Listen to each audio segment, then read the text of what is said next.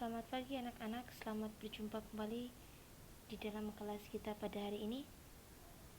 Pada hari ini kita akan belajar mengenai gereja sebagai tanda dan sarana penyelamatan.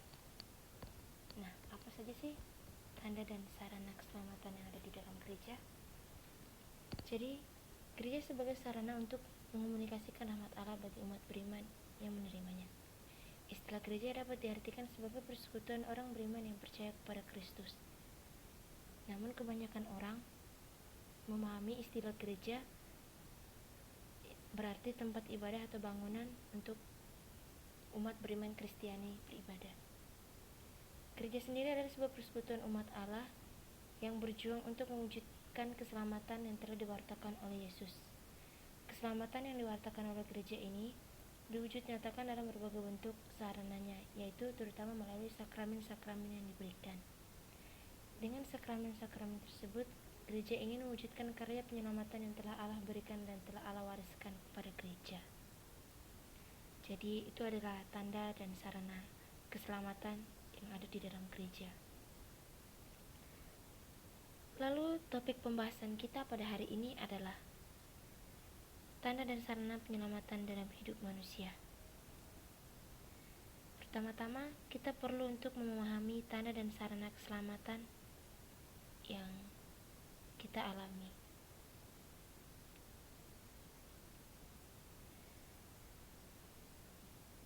Kita perlu melihat tanda dan sarana itu atau simbol keselamatan yang kita alami atau sarananya itu adalah sama seperti simbol yang ada di dalam gereja, tetapi bedanya sarana atau simbol di dalam gereja itu sendiri adalah sakramen-sakramen. Tetapi tanda dan sarana keselamatan di dalam kehidupan kita sehari-hari bisa kita perhatikan atau bisa kita lihat dari gambar berikut ini. Nah, gambar-gambar seperti ini banyak kita jumpai di tempat-tempat kerja atau di perusahaan-perusahaan besar seperti itu, atau di mana saja kita bisa menemukan, dan masih banyak lagi simbol atau tanda-tanda keselamatan. Nah, simbol sendiri adalah sebuah peringatan. Nah, kita juga bisa menjumpai simbol-simbol ini di dalam laboratorium atau lab-lab kimia seperti itu, di mana simbol ini dirancang untuk memperingatkan tentang bahaya bahan berbahaya seperti itu, seperti lokasi atau benda termasuk arus listrik, racun, dan lain-lain. Penggunaan simbol-simbol bahaya sering diatur oleh hukum dan diarahkan oleh organisasi standar. Jadi simbol ini dibuat berdasarkan hukum dan diarahkan oleh organisasi standar.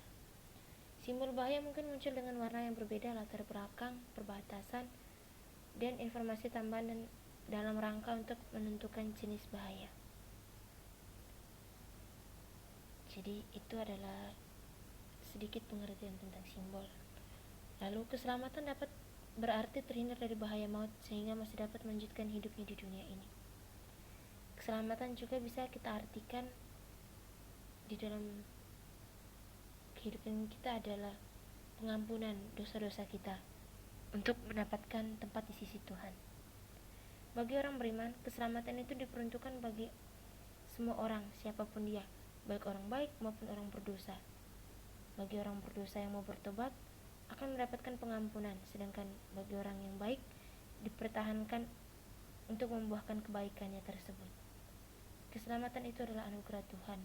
Namun demikian kita perlu untuk mengupayakan dan untuk mendapatkan keselamatan itu dengan cara selalu berbuat baik dan selalu mempertanggungjawabkan perbuatan itu kepada Tuhan. Berbagai upaya keselamatan ini dapat kita lihat melalui simbol, baik dengan menggunakan kata-kata maupun gambar. Selain itu merupakan suatu usaha untuk mengingatkan kita agar kita mendapatkan keselamatan. Lalu sekali lagi, simbol sendiri adalah Keselamatan dapat berarti terhindar dari bahaya maut sehingga kita dapat melanjutkan hidup kita di dunia. Keselamatan itu terjadi sekarang ini, di waktu yang sekarang ini, yaitu di dalam dunia ini maupun kelak dalam kehidupan kekal setelah kita meninggal dunia, yaitu di dalam surga. Keselamatan itu adalah anugerah Tuhan. Namun demikian kita perlu mengupayakan untuk mendapatkan keselamatan itu dengan cara selalu berbuat baik sebagai pertanggungjawaban kita kepada Tuhan.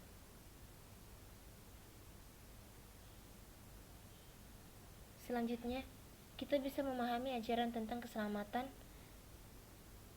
dalam gereja berdasarkan kitab suci, yaitu yang terdapat di dalam Injil Lukas bab 19 ayat 1-10, yaitu kisah tentang Sakeus. Mari kita dengarkan bersama-sama. Lukas 19 ayat 1-10. Yesus masuk ke kota Yeriko dan berjalan terus melintasi kota itu.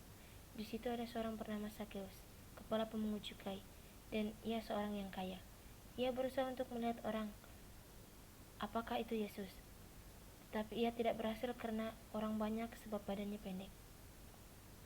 Maka berlari ia mendahului orang banyak lalu menjadi pohon ara untuk melihat Yesus yang akan lewat di situ.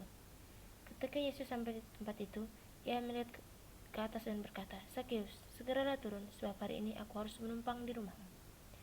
Lalu Sakeus segera turun dan menerima Yesus dengan sukacita.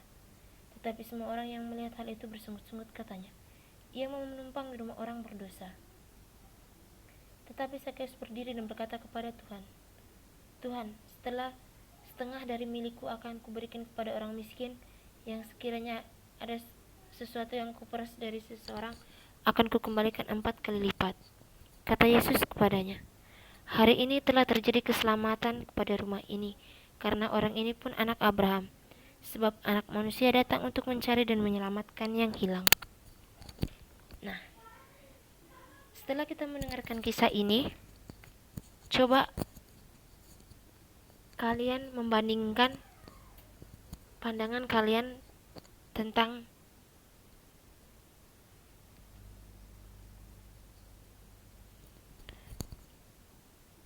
keselamatan yang ada di dalam kisah ini dan juga yang sudah kita bahas tadi.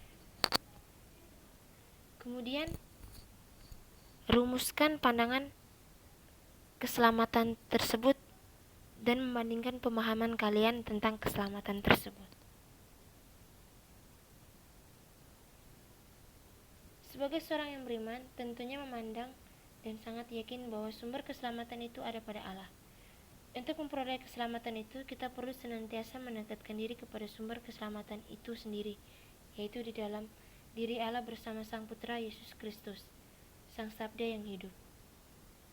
Pandangan kitab suci tentang keselamatan ini bisa kita lihat juga di dalam Injil Matius bab 14 ayat 30-31, di dalam Injil Matius bab 9 ayat 21, di dalam Injil Lukas bab 8 ayat 35-36, di dalam Surat Yakobus bab 5 ayat 20, di dalam 2 Timotius bab 1 ayat 10, di dalam Kisah Para Rasul bab 15 ayat 11, di dalam Efesus bab 2 ayat 5-8, dan juga di dalam Injil Matius bab 9 ayat 22, di mana di dalam Injil dan juga bacaan-bacaan di dalam kitab suci ini memberikan pandangan tentang keselamatan yang bisa kita lihat dan bisa kita baca.